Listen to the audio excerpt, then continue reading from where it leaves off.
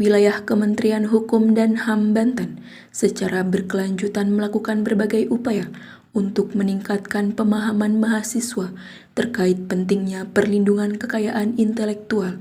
Terkini, Konwil Kemenkumham Banten menggelar kegiatan edukasi pencegahan pelanggaran hak kekayaan intelektual ke Perguruan Tinggi Al-Khairiyah yang diselenggarakan di Aula STIT Al-Khairiyah Selasa 17 September 2024. Hadir dalam kegiatan tersebut Wakil Rektor 1 Perguruan Tinggi Al-Khairiyah Haji Ahmad Munji, Sivitas Perguruan Tinggi Al-Khairiyah, Kepala Bidang Pelayanan Hukum Kemenkumham Wilayah Banten Agus Salim, Kepala Subbidang Pelayanan Kekayaan Intelektual Heri Santoso, Direktorat Penyidakan dan Penyelesaian Sengketa Nofrizal, Analis Kekayaan Intelektual Konwil 1 Kemenkumham Banten Sofyan Firdaus, serta ratusan mahasiswa dan tamu undangan.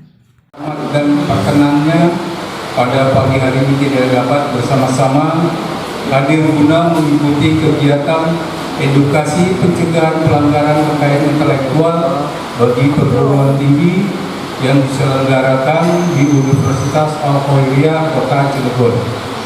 Bapak Ibu hadirin yang kami hormati, pemerintah Republik Indonesia telah berkomitmen untuk lebih meningkatkan perlindungan dan memberikan kepastian hukum bagi dunia industri, perdagangan, investasi, dan tentunya di lingkungan perguruan tinggi. Hal ini telah tertuang dalam berbagai perangkat peraturan perundang-undangan di bidang kekayaan intelektual seperti Undang-Undang Nomor 31 Tahun 2000 tentang Desain Industri, Undang-Undang Nomor 28 2014 tentang Hak Cipta, Undang-Undang Nomor 13 Tahun 2016 tentang Paten, Undang-Undang Nomor 20 Tahun 2016 tentang Merek dan Indikasi Geografis, serta berbagai peraturan perundang-undangan lainnya. Perlu kami laporkan kepada Bapak Kepala Bidang Pelayanan Hukum bahwa kegiatan ini menghadirkan narasumber dari Direktorat Jenderal Kekayaan Intelektual dan Kantor Wilayah Banten. Untuk peserta pada kegiatan siang hari ini berjumlah 100 orang peserta yang merupakan Sivitas Akademi Universitas Al-Khairiyah yang terdiri dari dosen, mahasiswa, dan unsur lainnya. Melalui kegiatan ini kami berharap agar para peserta nantinya dapat lebih memahami langkah-langkah dalam melindungi kekayaan intelektual, baik melalui upaya pencegahan hingga upaya penyelesaian sengketa kekayaan intelektual melalui opsi alternatif yang dimungkinkan. Atas nama panitia penyelenggara, kami mohon maaf seandainya ada hal yang kurang berkenan di hati Bapak Ibu dan saudara sekalian. Selanjutnya kami mohon kesediaan Bapak Warek 1 untuk dapat memberikan kata sambutan, serta Bapak Kepala Bidang Pelayanan Hukum untuk menyampaikan arahannya sekaligus membuka acara ini. Demikian atas perhatian kami ucapkan terima kasih.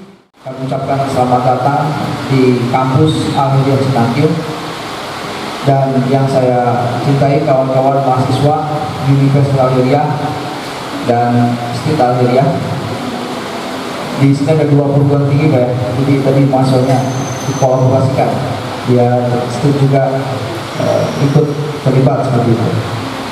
Kami mewakili Pak Rektor mengucapkan terima kasih Bapak atas kehadirannya, dan kami mengapresiasi dengan kegiatan ini, kegiatan edukasi pencegahan pelanggaran kekayaan intelektual bagi perguruan tinggi. Nah, ini merupakan wawasan baru untuk kawan-kawan mahasiswa Al-Khairiyah. Kami minta kepada kawan-kawan mahasiswa Al-Khairiyah untuk bersama memperhatikan apa yang disampaikan nanti oleh penyelenggara dari Kanwil Kemenkumham. Ini merupakan wawasan keilmuan yang bisa menjadi pedoman dalam melangkah ketika kawan-kawan memiliki kekayaan intelektual supaya nanti ada rambu-rambu di situ, supaya nanti kita tidak melakukan pelanggaran dan kekayaan kawan-kawan juga terjaga supaya menjadi sebuah karya yang itu dihargai oleh bangsa kita seperti itu. Mungkin itu Pak yang bisa saya sampaikan. Ini kegiatan yang cukup baik, kita apresiasi Pak. Minta tepuk tangan buat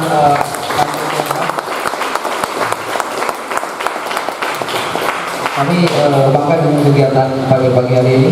Saya tutup. Hasbunallahu wa ni'mal wakil, ni'mal maula wa ni'mal nasir, wala haula wala quwwata illa billahil azim. Assalamualaikum warahmatullahi wabarakatuh. Bapak Ibu hadirin yang berbahagia, kegiatan intelektual menjadi tren yang amat penting dalam kehidupan di era modern sekarang ini. Kementerian Hukum dan HAM menjadi instansi pemerintah yang bertanggung jawab memberikan perlindungan hukum kepada masyarakat terkait dengan kekayaan intelektual. Perlindungan terhadap kekayaan intelektual tidak hanya melalui pendaftaran atau pencatatan saja, namun juga perlindungan dapat dilaksanakan oleh pemilik kekayaan intelektual melalui upaya hukum, baik melalui gugatan maupun penyelesaian sengketa alternatif.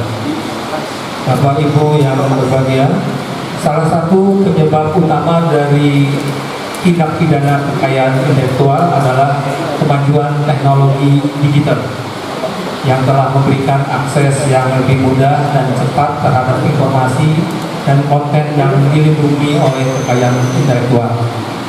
Internet menjadi sarana utama untuk mendistribusikan materi yang dilindungi kekayaan intelektual secara ilegal, baik dalam bentuk pengunduhan ilegal, pembajakan perangkat lunak, atau pembagian konten hak cipta tanpa izin.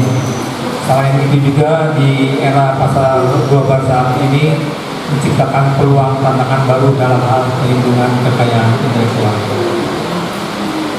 Dampak dari tindak pidana kekayaan intelektual sangat beragam. Secara ekonomi menimbulkan kerugian yang sangat signifikan, penurunan insentif untuk inovasi, dan bahkan hilangnya lapangan pekerjaan. Dalam skala yang lebih luas, tindak pidana kekayaan intelektual juga dapat menghambat pertumbuhan ekonomi dan pembangunan berkelanjutan.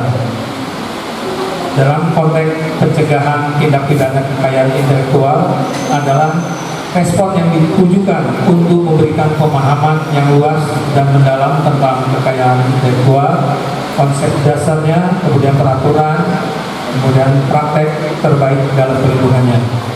Terlebih dalam di lingkungan perguruan tinggi, tempat lahirnya banyak inovasi dan gagasan kreatif, perlindungan kekayaan intelektual menjadi hal yang sangat penting.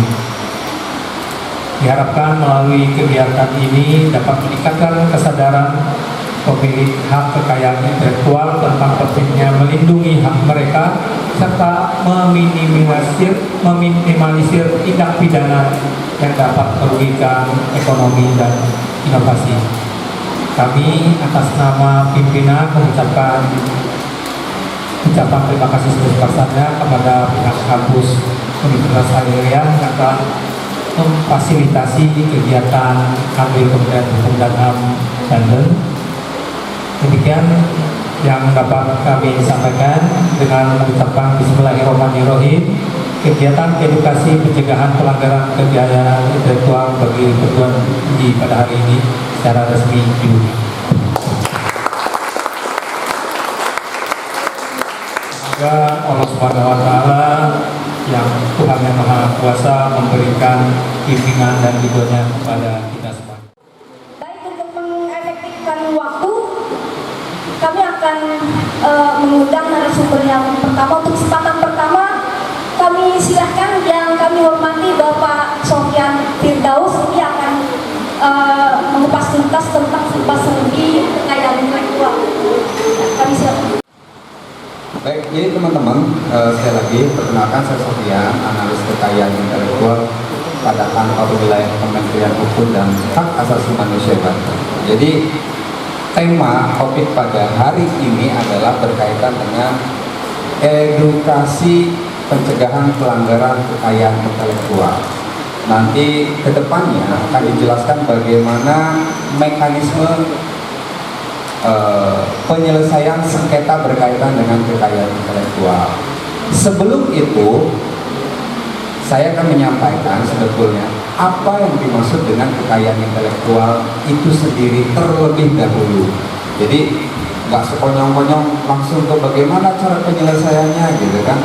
Kekayaan intelektualnya aja nggak tahu kita itu apaan gitu kan. Saya mau kasih ilustrasi berdasarkan slide yang ada di depan ya teman-teman ya.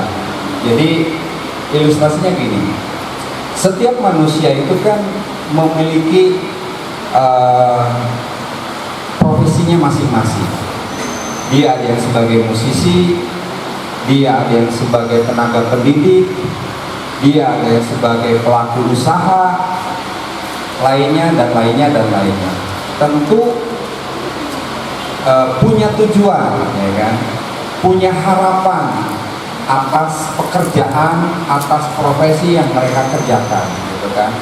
Nah, kalau saya ilustrasikan di depan juga, sebetulnya bahwa setiap manusia itu mampu menciptakan sesuatu yang bertujuan dan memiliki satu harapan. Next, tujuan dari apa yang dilakukan manusia itu, nah tentunya ada beberapa kelompok, ya kan? Kalau misalkan seorang pelaku usaha, dia jualan, gitu, dia dagang, tujuannya buat apa sih? Buat apa? Iseng aja ya, iseng aja ya. Saya jualan iseng aja kok, nggak cari duit gitu ya. Ada yang kayak gitu, ada. Lalu kemudian seorang musisi misalkan, dia bikin lagu, ya kan. Lalu kemudian tujuan dari dia bikin lagu itu apa sih sebetulnya, gitu kan. Lalu kemudian seorang tenaga pendidik, gitu kan. Seorang guru atau dosen atau tenaga pendidik lainnya, gitu kan. Dia mengajar banyak orang, dia mengajar banyak siswa, dia mengajar banyak mahasiswa. Tujuannya untuk apa sih sebetulnya? Tidak selalu bahwa dia itu adalah untuk mencari penghasilan. Bisa aja dia bertujuan untuk sosialisasi, gitu kan. Nah, artinya bahwa di sini saya ingin sampaikan pada teman-teman semua bahwa aktivitas yang dilakukan oleh manusia tersebut itu ada korelasinya dengan kekayaan intelektual. Lanjut. Nah, pertanyaan besarnya adalah bagaimana jika semua hal tersebut dapat dengan mudah dibajak, ya kan? Lalu kemudian dijiplak, disalahgunakan atau dipergunakan secara tanpa hak. Ibaratnya kita rela nggak? Yang jawab enggak sedikit, berarti yang lainnya rela. Nah, artinya gini, misalnya nih seorang musisi bikin lagu, gitu kan, bikin suatu karya, susah-susah, capek-capek, dia mencari inspirasi dan sebagainya lah. Lalu kemudian misalkan ada orang lain dengan mudah misalkan menjiplak karyanya, gitu kan, itu kan kayaknya bikin kesel banget, gitu kan. Orang susah-susah, bagaimana cara membuatnya? Ini orang dengan sekonyong-konyong dengan mudahnya membajak, gitu kan. Nah, artinya bahwa ada konsekuensi dari apa yang dilakukan oleh orang tersebut. Lanjut, kita masuk ke kekayaan intelektual. Nah, ini jadi sebelum lebih jauh bagaimana cara melakukan atau tindakan terhadap pencegahan, nah kita harus tahu dulu nih kekayaan intelektual itu apa, gitu kan.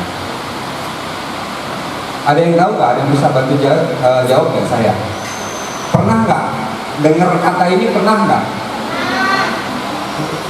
Nah, yang jawab pernah. Kira-kira apa kekayaan intelektual itu? Ada hadiah dari Pak Heri kalau bisa jawab. Langsung nembak aja. Oh, saya maju-maju. Boleh? Ke depan, Mbak. Harus berani. Kira-kira kekayaan intelektual itu apa? Gak usah malu, harus berani. Biasanya kalau orang yang malu-malu itu kehabisan. Silakan. Assalamualaikum warahmatullahi wabarakatuh. Perkenalkan, nama saya Vita Rahmati, izin dijawab ya Pak. Jadi kekayaan intelektual itu menurut saya, kekayaan intelektual itu kayak hasil yang diciptakan dari diri sendiri. Seperti tadi kata Bapak jelaskan, kayak musisi menciptakan lagu, itu kan hasil kita ya. Terus kayak misalnya salah satu mahasiswa menciptakan atau menerbitkan buku, itu termasuk ke kekayaan intelektual. Itu aja Pak. Oke, baik, terima kasih. Tepuk tangan dulu dong. Ada hadiahnya nggak Pak Heru? Ada ibu nanti ya, buah. Betul. Jadi apa yang tadi teman-teman temannya sampaikan, salah satu contoh dari hasil dari kekayaan intelektual itu tadi yang disebutkan. Ketika seorang musisi bikin lagu, nah, itu masuk ke dalam kekayaan intelektual. Lalu kemudian ada seorang penulis yang menyusun sebuah buku, itu juga masuk ke dalam objek kekayaan intelektual. Nah, lebih lanjut sebetulnya apa sih yang masuk dengan kekayaan intelektual? Next. Nah, saya coba breakdown. Yang dimaksud dengan kekayaan intelektual adalah hasil olah pikir manusia yang diwujudkan dalam bentuk nyata. Ingat, hasil olah pikir manusia yang diwujudkan dalam bentuk nyata, berguna dan bernilai ekonomi. Secara garis besar, apa yang dimaksud dengan kekayaan intelektual adalah itu. Ragam atau jenis dari kekayaan intelektual itu ternyata banyak. Ada hak cipta, ada merek, ada paten, ada desain industri, ada indikasi geografis, ada rahasia dagang, ada DTLST.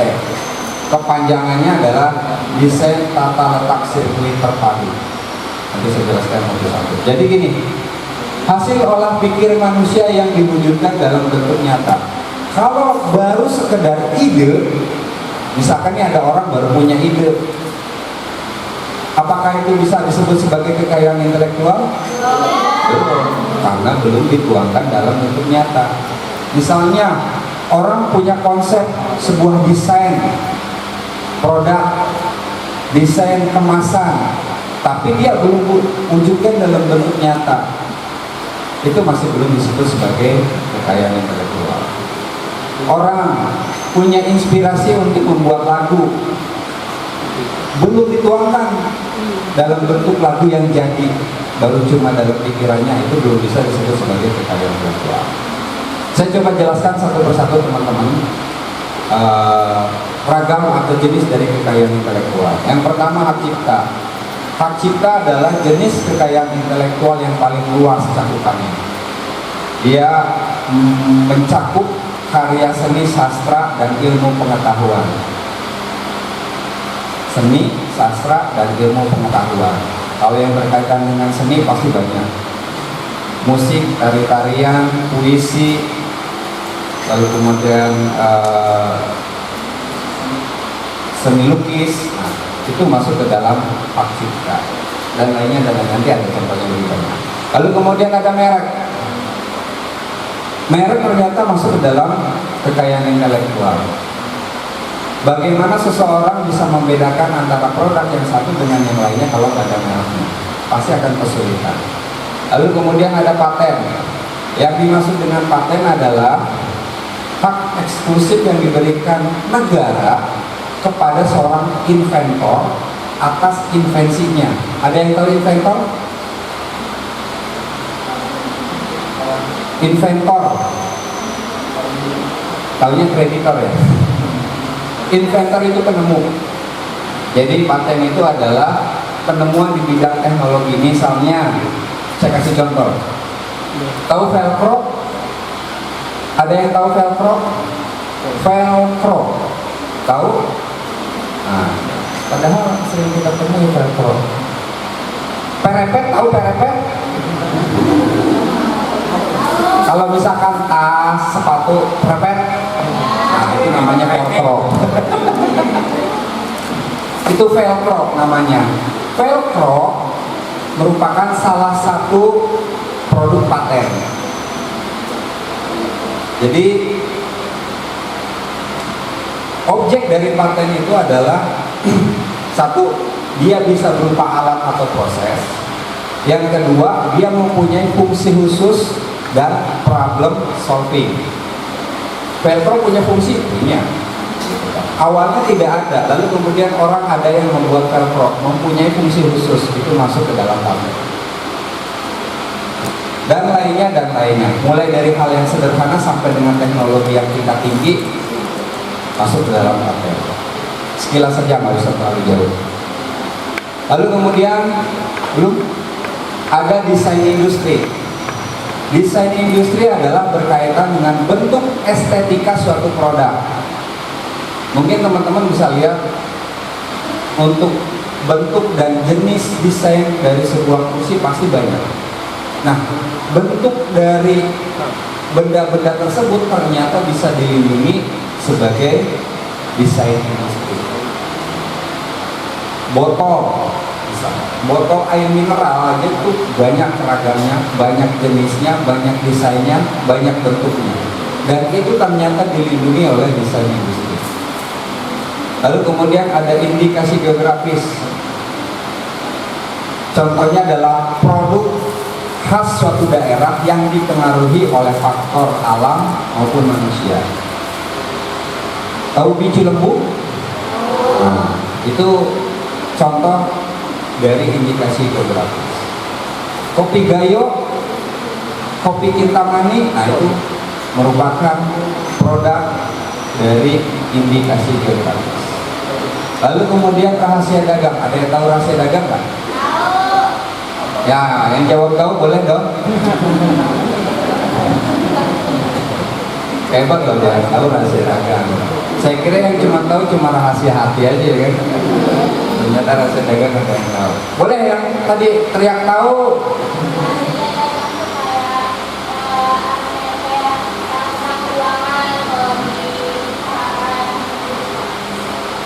Oke, boleh nggak apa-apa. Namanya juga berpendapat.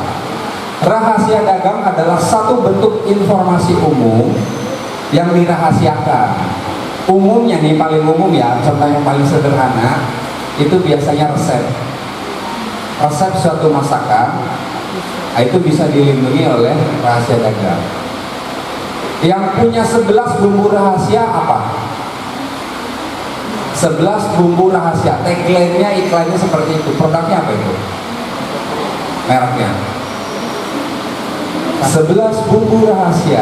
Sama tahu. Saya orang jadul aja tahu. KFC, tahu KFC? Nah, KFC itu mengklaim bahwa mereka punya 11 bumbu rahasia dalam mengolah produknya. Itu masuk dalam rahasia dagang. Lalu yang terakhir, DTLST, desain tata letak sirkuit terpadu, itu berkaitan dengan rangkaian IC elektronik. Misalnya di TV kan ada rangkaian IC-nya, nah itu masuknya dalam DTLST. Kurang lebih seperti itu teman-teman. Lanjut aja skip.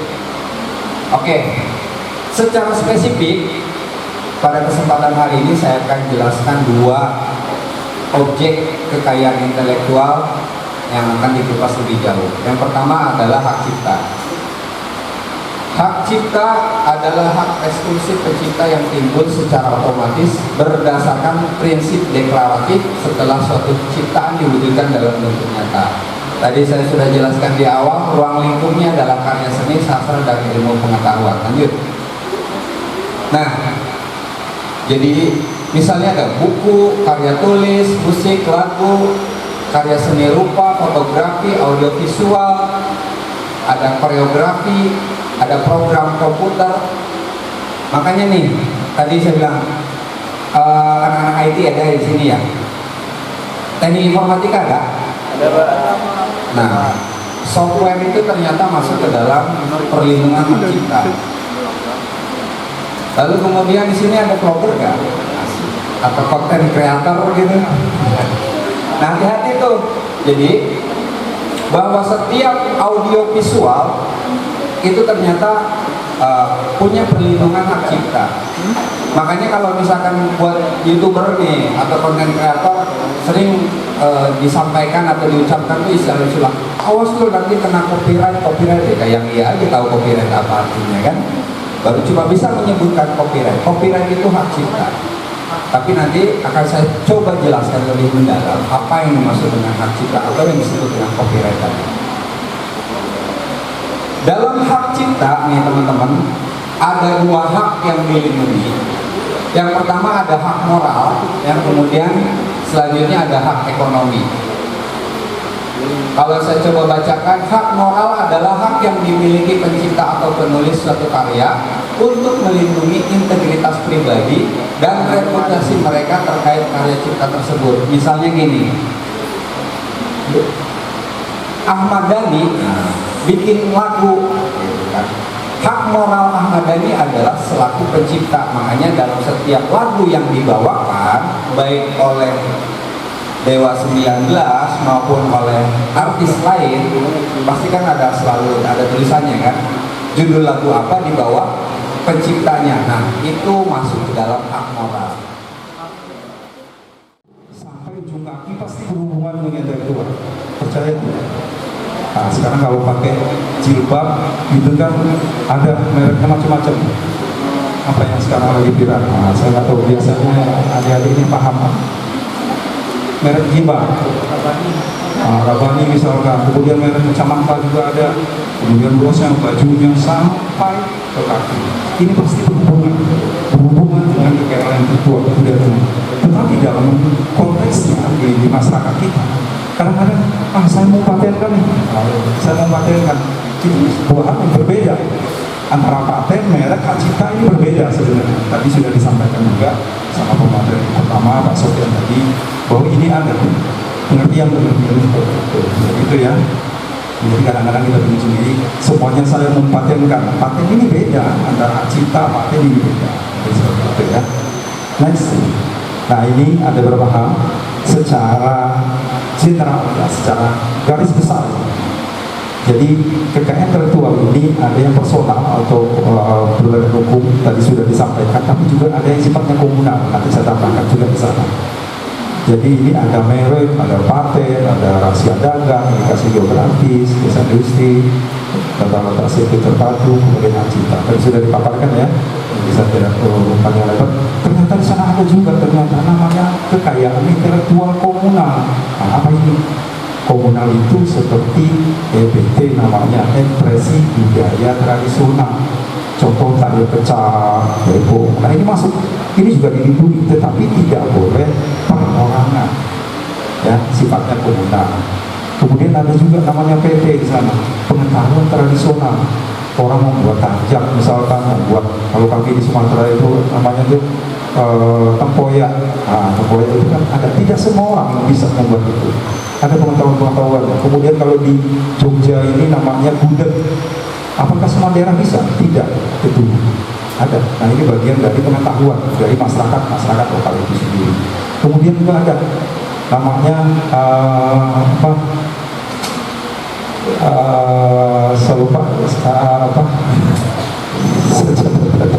satu lagi indikasi geografis juga ada.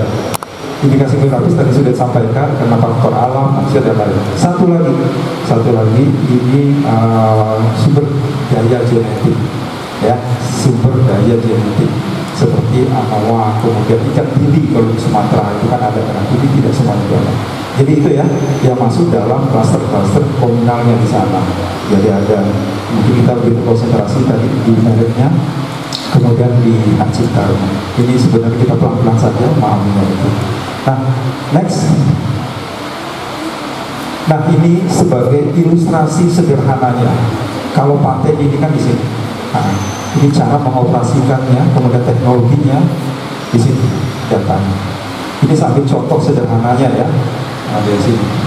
Kemudian ada juga ciptanya, ada musiknya, ada rutenya, ada perangkat lunaknya di sini, aplikasinya. Di sini masuk ke dalam hak ciptanya di sini. Kemudian tata letak sirkuit terpadu, ini ada rangkaian di sini. Ini sebagai contoh. Nah ini masuk ke dalam tata letak sirkuit terpadu. Kemudian desainnya, sederhananya sepatu yang kita pakai pasti outsole-nya namanya ini pasti berbeda. Bentuk laptop pun ini berbeda biasanya. Ada yang berpiring, ada yang lengkungan, ada yang simetris dan lain-lain. Artinya apa? Ada nilai. Aqua misal air minum antara merek mineral misalkan dengan Aqua dengan merek misalkan dan lain-lain, saya kurang paham juga. Ini pasti berbeda lekukan-lekukannya. Nah ini pun dilindungi oleh undang-undang dari sisi desainnya. Nah, kemudian mereknya sudah jelas. Ini contoh sederhana, contoh sederhana. Begitu pula di HP kita, di handphone kita. Nah ini pasti ada pembedanya di sana. Jadi merangkap semua. Tadi saya sudah jelaskan dari ujung rambut sampai ujung kaki pasti berhubungan dengan kekayaan intelektual. Tidak mungkin, pasti berhubungan tanpa kita sadari. Nah di momen kegiatan hari ini inilah kita belajar lebih lanjut terkait dengan kekayaan intelektual ini apa sih sebenarnya. Oke, lanjut. Di Undang-Undang Kekayaan Intelektual sendiri saya jelaskan ini deliknya adalah delik aduan. Apa sih yang masuk delik aduan? Delik aduan ini yaitu tadi jika si pemiliknya, pemegangnya tidak merasa dirugikan, dia tidak mau laporan, pihak yang berwajib tidak bisa melakukan tindakan. Harus ada pengaduan terlebih dahulu. Jadi harus ada pengaduan terlebih dahulu. Beda dengan delik biasa. Nah, kalau delik biasa ini seperti orang membunuh, dia berwajib tidak melaporkan, dia akan mengambil suatu tindakan. Kan seperti itu. Jadi ada dua ya, ada delik biasa, ada delik pengaduan sana. Nah, undang-undang sendiri sudah jelas di sini ada Undang-Undang Nomor 30 Tahun 2000 tentang rahasia dagang. Kemudian ada juga di sini Undang-Undang Nomor 31 terkait tahun 2000 terkait dengan desain industri. Kemudian Nomor 32 Tahun 2000 ini terkait tata letak sirkuit terpadu. Kemudian ada juga di sini Undang-Undang Nomor 28 Tahun 2014 tentang hak cipta. Kemudian Undang-Undang Nomor 13 Tahun 2016 tentang paten. Kemudian ada juga Undang-Undang Nomor 20 Tahun 2016 tentang merek dan indikasi geografis. Nah ini yang paling berdasar undang-undang di bidang kekayaan intelektual. Ada beberapa undang-undang ya, sangat banyak sekali sebenarnya di Direktorat Jenderal Kekayaan Intelektual. Jadi pengampunya ini sangat banyak. Next. Nah, dari beberapa kegiatan terkait dengan edukasi ini sendiri, sebenarnya kami melakukan hampir seluruh di Indonesia secara merantau dan melakukan edukasi terkait dengan tindak pidana di bidang kekayaan intelektual. Hari ini kita laksanakan juga di Banten. Terima kasih Bapak, sekali lagi kami sampaikan undangannya. Karena besoknya lagi beda lagi tempat, besoknya lagi hampir seluruh Indonesia. Apa sih latar belakangnya sebenarnya? Yang mendasari ini apa sebenarnya kegiatan ini? Ya ini tadi, pertama jumlah pengaduan terhadap dugaan pelanggaran kekayaan intelektual ini meningkat dari tahun ke tahun sebenarnya. Lebih didominasi ini laporan ini ke teman-teman Polri.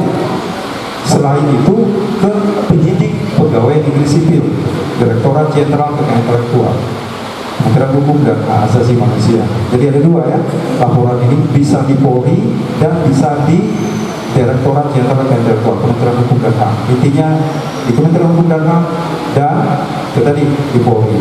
Jadi terkadang teman-teman udah bingung. Kemenkumham ini biasanya identik dengan lapas ya, identik dengan imigrasi. Lapas ini paling mendominasi di masyarakat kita. Tidak seperti itu juga. Jadi ada bagian-bagian tertentu di sana ya. Salah satunya di kami di Direktorat Jenderal Kekayaan Intelektual ada namanya Direktorat Penyidikan misalnya. Direktorat Penyidikan dan Penyelesaian Sengketa. Di situ ada gabungan antara penyidik Polri dan penyidik pegawai negeri sipil. Kemudian apalagi sih yang mendasari itu? Nah ini masih banyaknya tentang penjualan barang-barang palsu. Nah ini repot, baik secara online ataupun secara offline. Nah kita secara bahu memberikan edukasi bersama. Nah ini sebenarnya tugas kita bersama. Tugas kita bersama untuk memberikan edukasi dan lain-lain. Nah kemudian ada juga misalnya, nah ini juga sama jual barang-barang palsu. Kemudian kemajuan teknologi. Nah kemajuan teknologi ini sendiri e-commerce. Nah e-commerce ini sendiri suatu hal yang menarik memang. Di tahun 2021 di bulan Oktober kita sudah kerjasama dengan IDEA, Indonesia E-commerce. Jadi mereka ini satu asosiasi sebenarnya yang membawahi Bukalapak misalkan, Shopee dan lain, untuk tidak menjual produk-produk palsu di marketplace atau e-commerce-nya. Dan ini mereka sudah mendeklarasikan waktu itu di tahun 2021. Tetapi kenyataan di lapangan kan tidak seperti itu. Artinya ini salah satu juga yang mendasari di beberapa kegiatan kita untuk melakukan edukasi dan sosialisasi. Jadi itu yang salah satunya. Kemudian next. Nah, dampak dan penanggulangan juga kekayaan intelektual ini luar biasa dari tahun ke tahun. Seiring perkembangan teknologi, kemudian jumlah permintaan, pesanan dan lain-lain. Nah, ini beberapa hasil riset. Kalau kita lihat di sini dari masyarakat Indonesia anti pemalsuan. Kalau kita lihat di sini, riset ini kan dilakukan per 5 tahun. Di tahun ini belum keluar ya. Hasil riset ini dari tahun 2005 sampai 2010 ini nilai kerugiannya itu sampai 37 triliun. Dampaknya luar biasa. Kemudian 2010 sampai 2015 ini ada 65,1 triliun. Artinya apa? Ada kenaikan. Coba grafiknya ini kok turun, harusnya naik kan? Tapi oke. Kita bicara indeks jumlah di sini. Ini salah satu kita printer, pakaian, barang dari kulit, mati lunak, dan lain-lain. Kemudian di tahun 2002 ini agak tertutup ya, ini kenaikan ke 191 di hasil riset itu di tahun 2020 sampai tahun 2020 ini nilai kerugian 251. Artinya ada kenaikan di sana dari tahun ke tahun. Untuk ini peran kita bersama untuk melakukan edukasi, kemudian pencegahan di bidang intelektual. Sulit memang, ya betul. Tetapi itulah upaya kita untuk melakukan upaya-upaya pencegahan di bidang intelektual. Oke, next. Nah, tadi saya sudah sampaikan juga bahwa pengaduan laporan bidang kekayaan intelektual ini hanya bisa dilakukan dua, baik di Polri atau di penyidik pegawai negeri sipil. Pengertiannya apa sih penyidiknya? Jadi sebenarnya sama kewenangan sama. Berdasarkan pasal 1 Undang-Undang Nomor 8 Tahun 2001 tentang KUHP, apa pengertian? Nah, penyidik adalah serangkaian tindakan penyidik dalam hal menurut cara yang diatur undang-undang untuk mencari serta menemukan bukti yang dengan bukti itu membuat terang tidak pidana yang terjadi dan guna menemukan tersangkanya. Next, ini pengertian penyidiknya dulu. Nah, penyidik ini ada dua, Polri, kemudian penyidik pegawai negeri sipil. Nah, kita lebih konsentrasi di sini yang diberikan kewenangan khusus undang-undang. Jadi penyidik pegawai negeri sipil ini sama kewenangannya, tetapi hanya undang-undang di bidang kekayaan intelektual saja. Tidak bisa, melarang narkoba, tidak bisa. Penanganan pun sama. Oh bisa tidak Pak, terkait dengan cyber utama tidak bisa. Tidak bisa ya. Jadi hanya terfokus, terkonsentrasi di bidang kekayaan intelektual diberikan oleh undang-undang. Jadi sama kewenangannya. Nah, jadi sini masing-masing dalam pelaksanaan tugas berada di bawah koordinasi, tetapi di bawah koordinasi Polri. Jadi di Direktorat Jenderal Kekayaan Intelektual sendiri, khususnya di Direktorat Penyidikan ini kami gabungan sebenarnya. Ada penyidik Polri dan penyidik pegawai negeri sipil. Oke, next. Nah, ini kewenangan juga sama, menerima laporan, pengaduan, tidak terlalu pada kejadian, penelitian seorang tersangka, ada diri tersangka, melakukan penangkapan, pemeriksaan, ahli, melakukan penelitian penyidikan, ada tidak lain hukum yang bertanggung jawab. Next. Nah, itu juga sama ya. Oke, next saja. Artinya sama kewenangan. Bagaimana prosedurnya? Nah, ini jika ditemukan. Mungkin kita lebih spesifik ya di sesi kedua ini. Tadi karena di sesi pertama tadi lebih generalnya, lebih umumnya. Kan itu. Jadi pelan-pelan saja mungkin. Saya yakin ini diam ini saya masih bingung Pak tadi. Diam sangat mengerti. Satu lagi diam apa belum paham. Saya yakin sih yang pertama ya. Mudah-mudahan ya sudah sangat mengerti ya. Nah, karena ini di sesi kedua ini lebih ke spesifik ya dari situ. Makanya itu tadi, jika ditemukan dugaan tindak pidana di bidang kekayaan intelektual, lakukan laporan pengaduan ke situ. Kami di pengaduan di sini di pengaduan GIP GoID. Nah, apa yang harus dilengkapi di sana? Yaitu tadi identitas pelapor, sertifikat kekayaan intelektualnya, bukti awal, surat ahli waris, surat kuasa, dokumen esensi, akte penerimaan, dokumen lainnya. Nah ini apa pelapornya pencipta, kuasa hukum, asosiasi dan kuasa. Nah ini ya yang berhak melakukan laporan pengaduan baik di Polri atau di penyidik pegawai negeri sipil di Kemenkumham. Jadi jangan berorientasi di Kemenkumham ini ngurus narapidana aja. Karena Kemenkumham ini suatu organisasi yang sebesar ya, dari hulu sampai hilir, dari pembuatan undang-undangnya sampai orang nakal pun dimasukkan ke Kemenkumham. Jadi ini mulai dari hulu sampai hilirnya. Oke, next. Nah ini alur penyidikannya sama, kemudian di sini menerima laporan pengaduan, kemudian melakukan pengawasan pengamatan juga, kemudian gelar perkara. Apa sih dimaksud dengan gelar perkara awal? Sebetulnya sudah masuk tidak pidana, boleh unsur tidak. Kalau kita mengacu ke KUHP 184 minimal berapa? Mungkin agak, karena di sini bukan fakultas hukum ya, minimal 2 alat bukti kita untuk menetapkan tersangka. Ya, minimal 2 alat bukti berdasarkan KUHP 184. Itu tadi. Jika mau unsur di sini, maka kita kenaikkan ke proses pro justisia namanya, proses hukum lebih besar. Mungkin kalau di sini masih dalam tahap wawancara. Tapi kalau sudah masuk ke gelar perkara, ini sudah bisa dinaikkan dalam proses penyidikan. Dari proses penyelidikan menjadi penyidikan di sana. Nah ini setelah melakukan gelar perkara, mengusulkan atau tidakkah, dihentikankah atau tidak, dilidik atau dalam mediasi, laporan kejadian. Yang tadinya laporan pengaduan, dia akan berubah menjadi laporan kejadian. Nah ini mekanismenya di Kemenkumham. Dari laporan pengaduan, dia akan berubah nanti menjadi laporan kejadian. Ini sudah masuk proses penyidikan. Surat bidik, penangkapan, disita, geledah, dan lain-lain, pemeriksaan berkas, ahli, dan lain-lain. Proses sama. Jadi itu ya, apakah unsur P21, P19, 18, dan lain-lain. Sampai tuntutan jaksa, sampai nanti di pengadilan. Nah ini prosesnya sama. Intinya sama seperti itu. Oke, lanjut. Nah ini beberapa kode sampel sampai bulan Juni saja di Direktorat Jenderal Kekayaan Intelektual di laporan pengaduan ini sebenarnya masih mendominasi merek. Di tahun 2021 jumlah itu 36. Ini merek ini sampai 22, kemudian hak cipta ini ada 13, kemudian 2022 ini 29 masih mendominasi merek ya.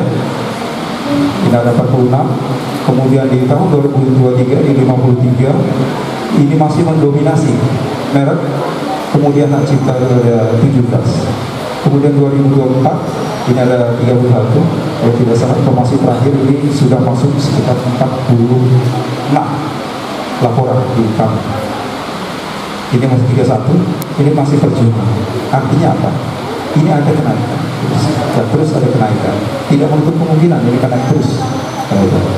Nah ini mekanismenya seperti itu. Antara jumlah permohonan yang masuk semakin meningkat dari tahun ke tahun, begitu pula juga tidak pidananya meningkat. Gitu ya. Jadi salah satunya upaya-upaya kita lakukan. Oke, lanjut saja. Nah ini proses penegakan hukumnya, laporan pengaduan, masalah listrik, penyidikan, perbuatan umum, salah putusan pengadilan. Oke, lanjut saja. Nah, di Undang-Undang Kekayaan Intelektual mengenal istilah namanya penyelesaian sengketa alternatif. Lebih dominan ini adalah melalui mediasi. Ada beberapa undang-undang yang mengamalkan yang sifatnya harus atau wajib dan sifatnya dapat. Ya, yang sifatnya harus wajib seperti hak cipta dan paten. Ini wajib nih, harus dilakukan terlebih dahulu mediasi. Kalau merek ini sifatnya dapat, tidak dilakukan tidak apa-apa. Desain di sini juga sama.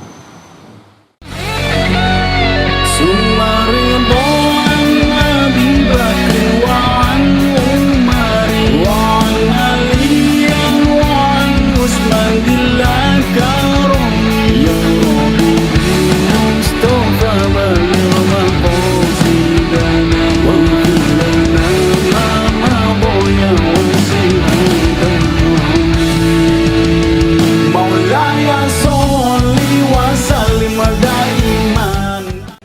saya sih bagus sekali. Ini acara itu menambah wawasan lah, dan kita tahu apa itu tentang hak cipta kayak intelektual gitu. Jadi terus harapannya sih lebih terstruktur, lebih baik lah gitu tuh, lebih luas gitu.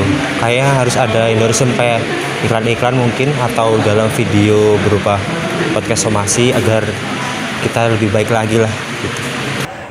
Kami dari Kantor Wilayah Kementerian Hukum dan HAM Banten pada hari ini mengadakan kegiatan edukasi pencegahan pelanggaran kekayaan intelektual di kampus Universitas Al-Khairiyah. Tujuan kegiatan ini adalah mengedukasi khususnya teman-teman adik-adik mahasiswa tentang pentingnya menghargai tentang karya seorang, tentang pemikiran seseorang, tentang hak kekayaan intelektual di mahasiswa, bahwa itu adalah hak yang harus kita hargai. Dengan menghargai karya orang, kita artinya juga mendukung penegakan hukum, supremasi hukum. Negara kita adalah negara hukum, dan harapan kami ke depan tentang kekayaan intelektual ini semakin berkembang. Dari tahun ke tahun perkembangannya memang meningkat, dari jumlah pendaftaran meningkat, tapi jumlah pelanggaran pun juga meningkat. Untuk itu kita pun tidak hanya sekedar untuk meningkatkan penerimaan dalam pendaftaran kekayaan intelektual, tapi juga kita juga mengadakan upaya pencegahan pelanggaran. Mungkin itu yang kami sampaikan. Semoga ke depan kegiatan ini terus bergulir di Provinsi Banten. Kami mengadakan kegiatan ini di seluruh kabupaten kota di Kabupaten Banten, bahkan di seluruh Indonesia, di kanwil-kanwil yang lain pun sama kegiatan kurang lebihnya seperti ini. Baik, terima kasih. Semoga kekayaan intelektual semakin dihargai oleh seluruh masyarakat, dihargai, dan di karya-karya orang pun tidak sembarangan dilanggar. Ya, terima kasih. Maulana